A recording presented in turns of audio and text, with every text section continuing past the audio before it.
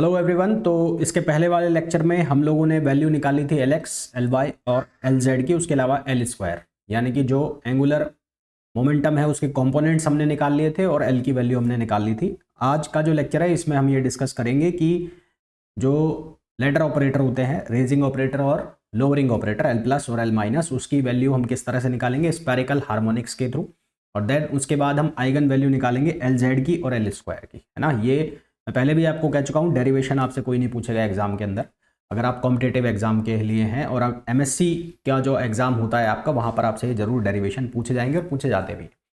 और ये जो स्पेरिकल हार्मोनिक है, ये जब हमारा फिनिश होगा तो उसके बाद हम इन्हीं चीज़ों को कम्यूटेटर से सॉल्व करके देखेंगे। और कम्यूटेटर वाली जितनी भी प्रॉब्लम्स बनती हैं वो सारी पूछी जाती है कॉम्पिटेटिव एग्जाम के अंदर। तो यही चीज़ें जो हम यहाँ पर हम डेरिवेशन के अंदर लिखेंगे, यही प्रोजेक्शन, यही का प्रोजेक्शन होगा आगे कम्यूटेटर के अंदर, इसलिए हमें इन चीज़ों को पढ़ना पड़ रहा है। तो चलिए स्टार्ट करते हैं। सबसे पहले हम बात करते हैं लैडर ऑपरेटर की। तो लैडर ऑपरेटर हमने ऑलरेडी बात की थी, जब हमने बात की थी हार्मोनिक ऑसिलेटर की, तो उसके अंदर एक था एल प्लस और एक था एल माइनस। एल प्लस को हमने लिखा था एल एक्स कैप, मतलब एल एक्स ऑपरेटर, कैप नहीं है, L x operator plus iota, ये आयोटा है एल वाई ऑपरेटर। और लोअरिंग ऑपरेटर एल एक्स और माइनस आयोटा एल वाई। तो ये था रेजिंग ऑपरेटर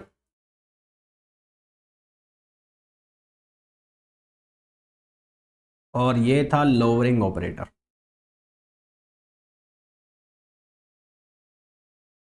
अब रेजिंग ऑपरेटर के अंदर हम वैल्यू रखेंगे सबसे पहले, जो हमने एल एक्स जो ऑपरेटर है उसकी वैल्यू निकाली थी, वो जो लास्ट लेक्चर में हमने निकाली थी, और एल वाई, इन दोनों की वैल्यू सब्सटीट्यूट करेंगे यहाँ पर। तो एल एक्स की जो वैल्यू थी वो थी sine phi del upon del theta plus cot theta cos phi del upon del phi. इसी तरह से एल वाई की वैल्यू थी जो थी minus cos phi del over del theta plus cot theta sine phi del over del phi. अब यहाँ से आयोटा एच कट और यहाँ से आयोटा एच कट पूरे में से कॉमन आ गया, तो ये कॉमन आ गया। यहाँ से ये वाला sine phi del over del theta और यहाँ से minus cos phi del over del theta, इसको हमने एक साथ लिख लिया, साथ में इसके आयोटा भी मल्टीप्लाई होगा।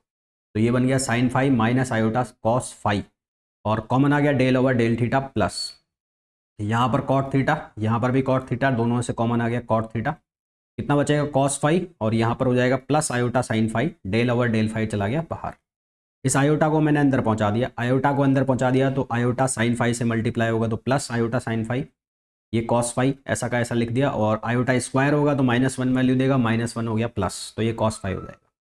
फिर ये आयोटा यहाँ से मल्टीप्लाई होगा कॉट थीटा से, तो आयोटा कॉट थीटा और cos phi as it is, क्योंकि आयोटा को मैंने बाहर ही मल्टीप्लाई किया है, प्लस आयोटा साइन फाई। ये वैल्यू जो है, ये वाली वैल्यू, ये बन गई e to the power iota phi. ये वैल्यू किसकी बन गई, e to the power iota phi. तो ये पूरी वैल्यू कॉमन आ गई, ये वाली पूरी की पूरी वैल्यू बाहर। तो हमारे पास क्या बच गया, H cut e to the power iota phi del over del theta plus iota cot theta del over del phi. ये डेल ओवर डेल थीटा है, ये डेल ओवर डेल फाई है। तो सबसे पहले तो हमने वैल्यू निकाली रेजिंग ऑपरेटर यानी कि एल प्लस की। अब हम वैल्यू निकालेंगे एल माइनस की। तो कुछ नहीं करना है, सेम वही कहानी है। यहाँ पर हम बीच में माइनस आ जाएगा, बीच में माइनस आ जाएगा, तो फॉर्मूला में क्या चेंज होगा, यहाँ पर है डेल ओवर डेल थीटा, यहाँ पर भी फॉर्मूला में है डेल ओवर डेल थीटा, यहाँ पर प्लस है, यहाँ पर क्या हो जाएगा माइनस। बाकी सारी कहानी सेम चल रही है। यहाँ पर आयोटा फाई है प्लस का, यहाँ पर आयोटा फाई होगा माइनस का। तो ये मेरे हिसाब से तुम्हें बहुत अच्छे से समझ में आ जाएगा और इसको आसानी के साथ कर भी लोगे। फिर भी मैं बता देता हूँ करना क्या है। वही एल एक्स की वैल्यू आपको सब्सटीट्यूट करनी है। एल एक्स की वैल्यू कितनी थी, sine phi del over del theta plus cot theta sine phi del over del phi minus iota iota H cut L Y की value minus cos phi del over del theta plus cot theta sine phi del over del phi. पूरे में से common चला जाएगा iota H cut और iota H cut common आ गया बाहर। कितना रह गया, यहाँ से sine phi del over del theta, यहाँ से minus cos phi del over del theta, और आयोटा भी मल्टीप्लाई होगा। आयोटा मल्टीप्लाई होगा तो यहाँ पर ये माइनस माइनस प्लस हो गया, तो ये बनेगा sine phi plus iota cos phi del over del theta plus iota cot theta, है ना, प्लस आयोटा कॉट थीटा। मैं क्यों लिख रहा हूँ कि मैंने यहाँ से कॉट थीटा कॉमन निकाला है दोनों में से, और यहाँ से मैंने लिखा ये वाला कॉस फाई। कॉस फाई कहाँ गया ये, एक मिनट रुको, यहाँ कॉस फाई है ना, तो यहाँ मैंने गलत लिखा है, कॉस फाई करो इसको, मैंने साइन फाई लिख दिया क्या दोनों में। यहाँ कॉस फाई है और यहाँ साइन फाई है, यहाँ मैंने गलत लिख दिया है, तो कॉस फाई करो, इसको करो आप कॉस फाई। कॉस फाई, तो कॉस फाई यहाँ से कॉमन आ गया और ये वाला माइनस अंदर ले लिया, minus iota sine phi del over del phi. अब आपको क्या करना है, इस आयोटा को अंदर मल्टीप्लाई कराओगे, अंदर मल्टीप्लाई कराओगे तो ये बन जाएगा कॉस फाई माइनस का बनेगा अभी, है ना।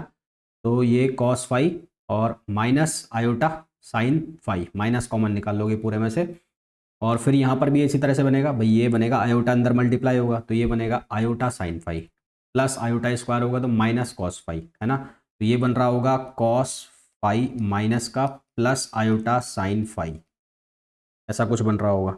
और यहाँ पर भी जब ये आयोटा अंदर मल्टीप्लाई होगा तो आयोटा स्क्वायर देगा, -1 वैल्यू देगा, माइनस को अंदर ले जाओगे तो यहाँ ये वैल्यू बन जाएगी। पूरे में से माइनस कॉमन निकाल लोगे, माइनस कॉमन निकाल लोगे पूरे में से तो बाहर आ गया माइनस, ये बाहर माइनस आ जाएगा, पूरे में से माइनस कॉमन निकाल लिया, बाहर माइनस आ गया, अंदर बन जाएगा वापस से cos five plus minus iota sign five, cos five plus हट जाएगा माइनस आयोटा साइन फाइव, और यहाँ पर क्या हो जाएगा माइनस, और cos five minus iota sign five, ये बन जाएगा। तो हमारे पास जो वैल्यू बन जाएगी वो क्या बन जाएगी, ये वैल्यू बन जाएगी हमारे पास minus h cut e minus iota five del over del theta minus iota cot theta del over del five. तो इन दोनों में क्या डिफरेंस है, यहाँ पर है प्लस, यहाँ पर है minus, iota iota cot theta del five over del five, del five over del five, del over del theta del over del theta. यहाँ h cut e iota five है, यहाँ minus h cut e minus iota five है। तो ये दोनों आपको याद होने चाहिए क्वेश्चन सॉल्व करने के पॉइंट ऑफ व्यू से, ठीक है। अगर क्वेश्चन सॉल्व करने हैं तो ये दोनों आपको याद होने चाहिए। नेक्स्ट आगे अब हम बात करेंगे eigen value and eigen vector of L square and L Z. जब शुरू में मैंने आपको एक बार कम्यूटेटर्स बताए थे तो मैंने वहाँ पर एल स्क्वायर एल जेड की वैल्यू आपको निकाल के बताई थी, आप लोगों ने निकाली हुई थी, उसकी वैल्यू कितनी आई थी 0। जब दो ऑपरेटर्स के जो कम्यूटेटर है वो 0 हो जाए तो उसको हम कहते हैं कि वो एक दूसरे को कम्यूट कर रहे हैं, है ना। अगर दो ऑपरेटर्स को एक कम्यूटेटर ब्रैकेट के अंदर रखें और वैल्यू 0 आ जाए तो उसको हम बोलते हैं कि वो एक दूसरे को कम्यूट कर रहे हैं। कम्यूट कर रहे हैं मतलब एक दूसरे की वैल्यू 0 आ रही है।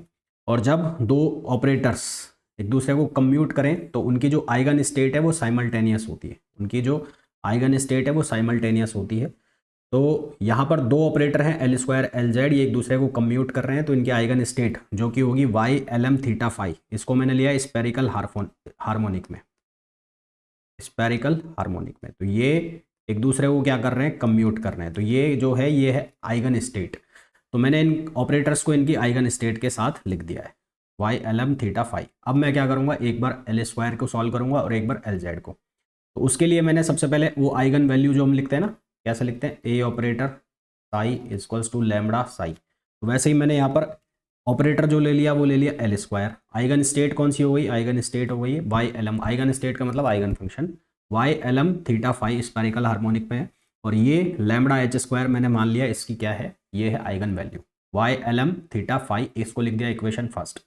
एल स्क्वायर की वैल्यू हम सॉल्व कर चुके हैं ऑलरेडी, एल स्क्वायर की वैल्यू हमारे पास है, लास्ट लेक्चर हमने हमारा जो रिजल्ट आया था वही आया था। तो वो वैल्यू एज इट इज़ यहाँ पर हमने सब्सटीट्यूट कर दी, Y L M theta five lambda h cut square Y L M theta five. अब ये माइनस एच कट स्क्वायर है यहाँ पर और यहाँ पर एच कट स्क्वायर है, तो ये कैंसिल और ये कैंसिल, ठीक है। माइनस से दोनों साइड मल्टीप्लाई कर दिया तो इसको ब्रैकेट को ओपन कर दो, 1 sine theta del over del theta sine theta del Y L M को अंदर ले लिया over del theta plus 1 sine square theta del 2 Y L M upon del phi 2 minus lambda Y L M theta five. अब हम method use करेंगे variable separable का। Variable separable का method हम क्यों यूज़ कर रहे हैं कि अभी यहाँ पर जो फंक्शन है वो दो चीज़ों पर डिपेंड कर रहा है, एक थीटा पर और एक फाई पर। थीटा जो कि कौन सा एंगल बना रहा था, पोलर एंगल, और फाई जो है वो अजीमुथ एंगल। तो अब इन दोनों को अलग अलग करेंगे, दोनों को अलग अलग कैसे करेंगे, वेरिएबल सेपरेबल से। तो एक फंक्शन मैंने ऐसे बना दिया एच में और एक फंक्शन मैंने बना दिया किसमें, वाई में। तो फंक्शन हमने सेपरेट कर दिए, तो सेपरेट कर दिए तो पहले तो इस इक्वेशन में जो वाई एल एम लिखा था, ये वाई एल एम ये वाई एल एम, तो इसको हम इन दोनों फंक्शंस के फॉर्म में लिखेंगे। तो इन दोनों फंक्शंस के फॉर्म में हमने यहाँ पर ये लिख दिया ऐसे। अब क्या करना है, अलग अलग करना है। अलग अलग करने का मतलब है थीटा वाले थीटा के साथ, फाई वाले फाई के साथ, ठीक है। थीटा वाले थीटा के साथ तो फाई वाले फाई के साथ। तो यहाँ पर ये थीटा के रेस्पेक्ट में डिफरेंशिएशन हो रहा है तो फाई को निकाल दिया बाहर, तो ये फाई बाहर आ गया, यहाँ पर ये बाहर आ गया, है ना। इसी तरह से यहाँ पर डिफरेंशिएशन हो रहा है किसके रेस्पेक्ट में, फाई के रेस्पेक्ट में चल रहा है, तो फाई के रेस्पेक्ट में अंदर, और ये एच थीटा जो है वो बाहर आ गया, तो ये एच बाहर आ गया, माइनस लेमडा एच और फाई। इस पूरी इक्वेशन को हमने मल्टीप्लाई करा दिया sine square theta upon H phi से, है ना, sine square theta upon H phi से मल्टीप्लाई करा दिया। मल्टीप्लाई कराएंगे तो यहाँ देखो, यहाँ क्या बन रहा होगा, फाई, नीचे फाई, फाई से फाई कैंसिल, तो ये बन रहा होगा sine theta upon h, del over del theta, sine theta del h over del theta plus 1/फाई, del square phi upon del phi 2 minus equals to minus lambda sine square phi. ये कटेगा नहीं, देखो ये अलग से अलग लिखा हुआ है, ये अलग लिखा हुआ है, कटेगा नहीं। क्या करना है, अब क्या करना है, इसको सिंप्लीफाई करो, सिंप्लीफाई करोगे इसको बराबर के इधर लेके आओ, है ना, और इसको इधर लेके जाओ, यानी कि इन दोनों को इंटरचेंज करो, इसको इधर पहुंचाओ और इसको इधर पहुंचाओ, तो ये प्लस का हो जाएगा और ये उधर जाके किसका हो जाएगा, माइनस का। अब ये इक्वेशन का एक LHS वाला पार्ट हो गया, ये पार्ट हो गया LHS, ये पार्ट कौन सा हो गया, LHS, LHS, और ये पार्ट कौन सा हो गया, RHS। अब LHS वाला जो पार्ट है वो थीटा डिपेंडेंट है ना, LHS depends on theta,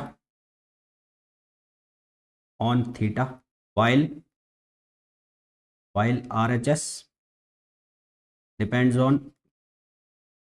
on phi, और दोनों एक इक्वेशन को डिनोट कर रहे हैं और दोनों अलग अलग है पर दोनों एक दूसरे के आपस में बराबर है, दैट हैंस यहाँ पर ये कंडीशन बनती है कि ये किसी ना किसी कांस्टेंट के बराबर होंगे। Since LHS equals to RHS,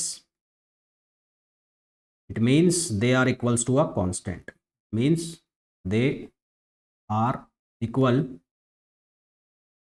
to a constant। इसका मतलब ये किसके बराबर होंगे, कांस्टेंट, जैसा कि हमने श्रोडिंजर वेव इक्वेशन के केस में किया था, ठीक वैसी ही कहानी यहाँ पर भी होने वाली। मैंने क्या किया, जो RHS वाला पार्ट है, ये वाला पार्ट, इस वाले पार्ट को एक कांस्टेंट के बराबर मान लिया, कांस्टेंट है m स्क्वायर। ये जो m है या जो मैं L ले रहा हूँ, ये m का जो है वो प्रिंसिपल क्वांटम नंबर है। प्रिंसिपल क्वांटम नंबर कौन सा वाला, जो मैग्नेटिक क्वांटम नंबर होता है ना वो, तो ये प्रिंसिपल क्वांटम नंबर है, क्वांटम नंबर है, क्वांटम, प्रिंसिपल नहीं बोलेंगे, क्वांटम, प्रिंसिपल तो m हो जाएगा, n हो जाएगा, तो ये क्वांटम नंबर है कौन सा, मैग्नेटिक क्वांटम नंबर। तो यहाँ से इसको क्रॉस मल्टीप्लाई करो तो ये बनेगा माइनस m स्क्वायर फाई, और इसको इधर लेके आओगे तो ये डिफरेंशियल इक्वेशन बन गई। इस डिफरेंशियल इक्वेशन का सॉल्यूशन हमें पता है क्या होता है, phi equals to a e to the power iota m phi, ये इस डिफरेंशियल इक्वेशन का सॉल्यूशन है। अब मैं यूज़ करूँगा कंडीशन नॉर्मलाइजेशन की, नॉर्मलाइजेशन की कंडीशन यूज़ करेंगे तो 0 से 2 पाई तक हमने इसका इंटीग्रेशन कर दिया, कंजुगेट ले लिया फाई का, इस फाई का क्या ले लिया, कंजुगेट ले लिया, इसका कंजुगेट, और इन दोनों का multiplication d phi equals to क्या होना चाहिए, 1, तो e to the power iota minus iota M phi हो जाएगा, A e to the power iota M phi d phi equals to 1, A square बाहर आ जाएगा मॉड में, ये दोनों 1 वैल्यू दे देंगे और ये डी फाई इक्वल्स टू 1, तो यहाँ से ए की वैल्यू हमारे पास आएगी √1/√2 पाई। तो हमारे पास जो फंक्शन है वो क्या बन जाएगा, ए की वैल्यू डाल दोगे तो ये बनेगा 1/√2 pi e to the power iota M phi, इसको लिख दिया इक्वेशन 7। और ये वाला पार्ट जो है RHS में जो था ये फाई डिपेंडेंट पार्ट है, जिस तरह से हम श्रोडिंजर वेव इक्वेशन में बनाते थे, एक पार्ट था टाइम के ऊपर डिपेंडेंट और एक पार्ट था पोजीशन के ऊपर डिपेंडेंट, तो वहाँ पर एक जो एक्सपोनेंशियल फंक्शन बनता था टाइम वाला, e to the power minus iota e upon h cut करके कुछ ऐसे फंक्शन बनता था, ऐसे ही यहाँ पर भी एक फंक्शन बन गया ई टू द पावर में। अब हमें वैल्यू निकालनी है आइगन वैल्यू LZ की, तो LZ की आइगन वैल्यू के लिए मैंने क्या लिखा, LZ फाई m, ये फंक्शन हो गया फाई, और इस पर ऑपरेटर लगा दिया मैंने LZ, यानी कि इसको ऑपरेट कर रहे हैं फंक्शन को किससे, LZ से।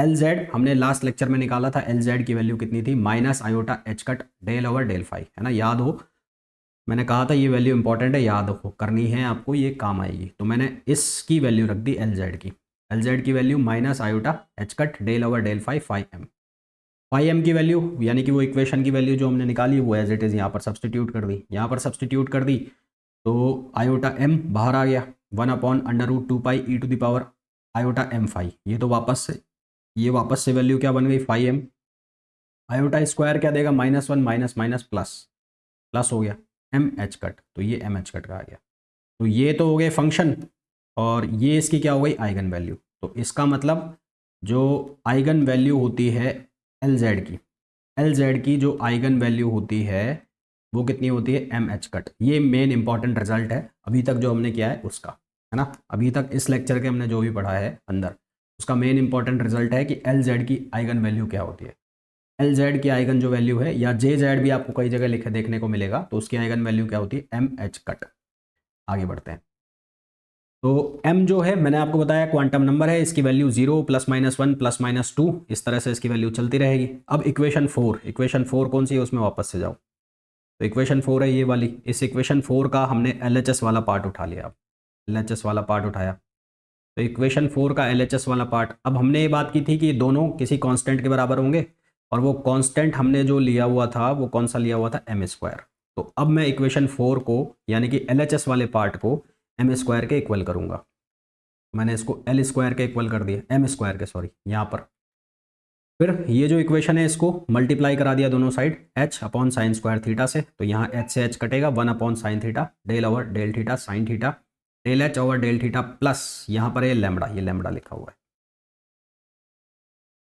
Lambda h equals to m² over sin² theta. ये sin² थीटा है, राइटिंग मेरी ऐसी है, थोड़ी सी समझने में दिक्कत हो सकती है, पर इतनी बुरी नहीं है कि समझ में नहीं आए, तो समझ में आ जाएगी। sin² थीटा, और ये क्या हो गया, h हो गया।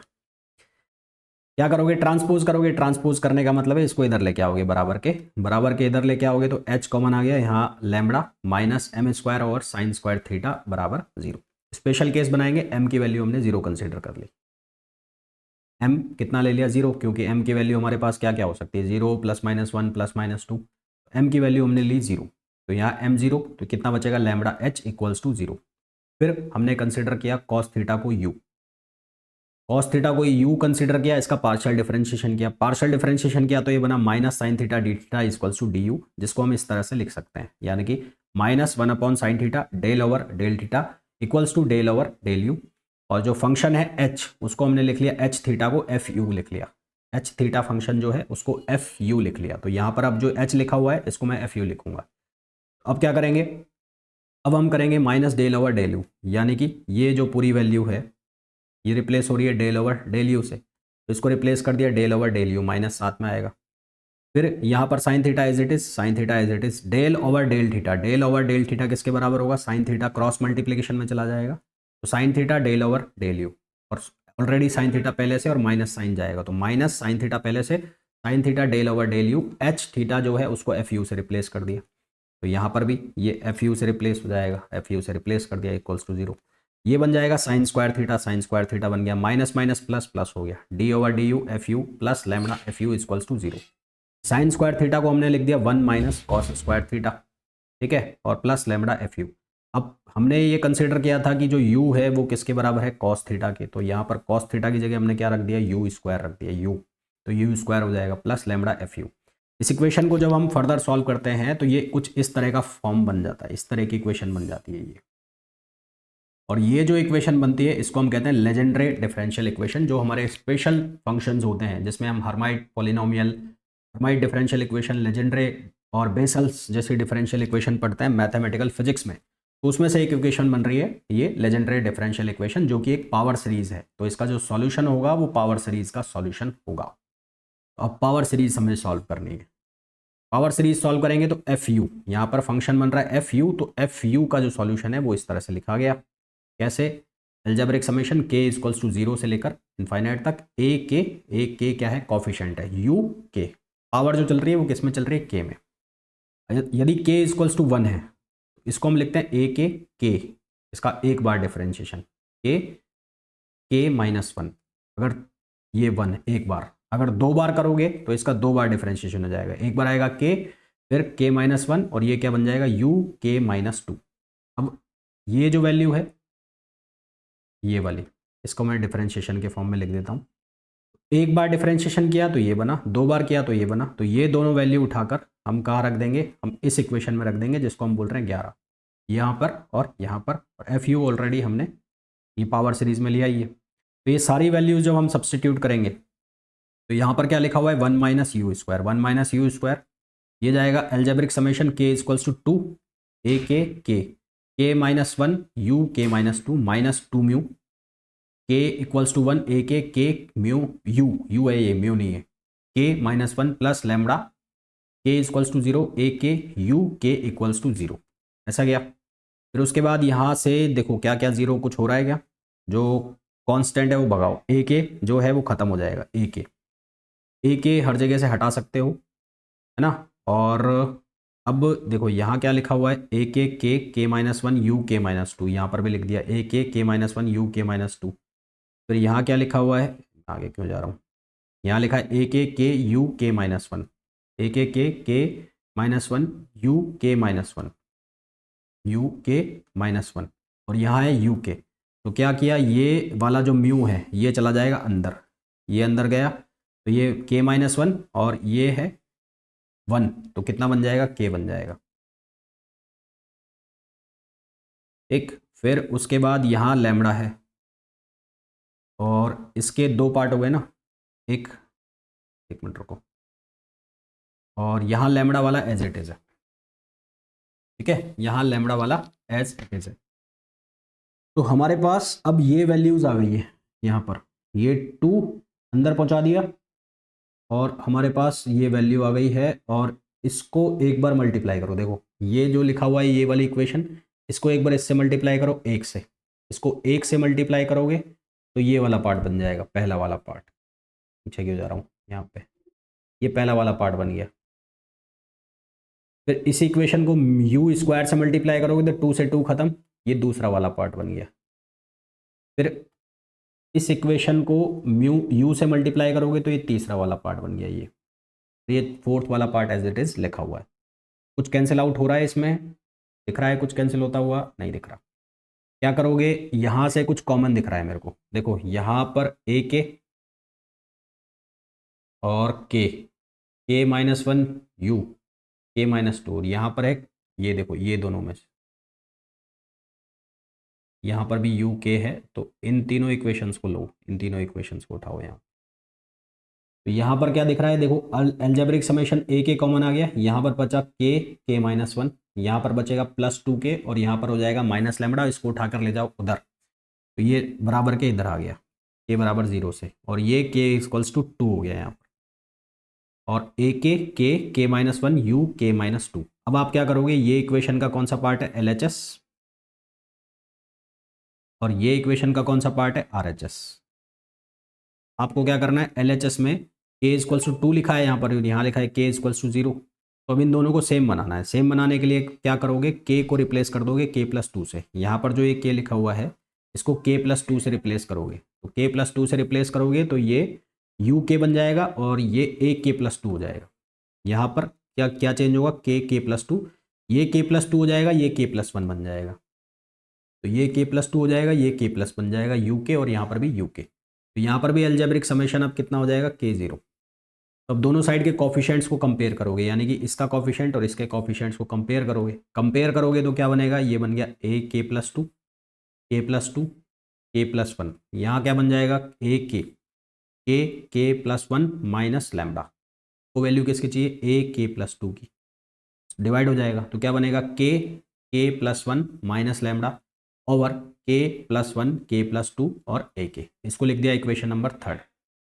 अब एक पर्टिकुलर वैल्यू ऑफ के पर, के की एक कोई पर्टिकुलर वैल्यू, वो वैल्यू कितनी ले ली हमने, के इक्वल्स टू एल, उसके ऊपर पावर सीरीज टर्मिनेट हो जाएगी, मतलब पावर सीरीज वैनिश हो जाएगी। तो वो वैनिश हो जाएगी, इसका मतलब ये वैल्यू किसके बराबर हो जाए, जीरो, और ये वैल्यू जीरो के बराबर हो जाए, तो के प्लस वन माइनस लैम्बडा की वैल्यू क्या हो जाएगी, जीरो।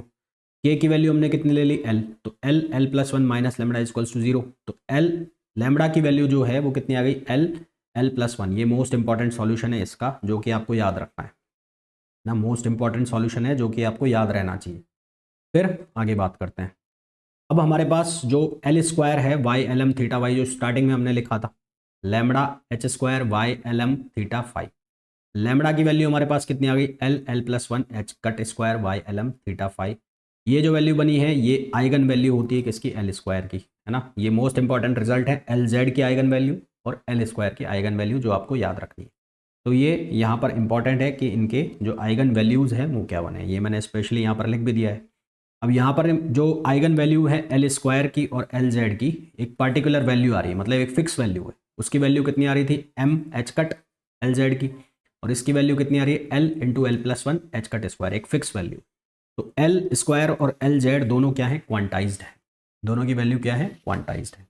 तो ये जो एंगुलर मोमेंटम था, इसके जो सॉल्यूशन है ये हमने देखे स्फेरिकल हार्मोनिक्स में, इसके बाद हम इसके जो सॉल्यूशन है या इसके जो क्वेश्चंस है फर्दर इसको कम्यूटेटर के साथ कैसे सॉल्व करेंगे, ऑपरेटर के फॉर्म में कैसे सॉल्व करेंगे, उसको हम नेक्स्ट लेक्चर में देखेंगे, है ना। तो ये जो रिजल्ट्स हैं इंपॉर्टेंट ये आपको याद होने चाहिए। नेक्स्ट लेक्चर में मिलते हैं।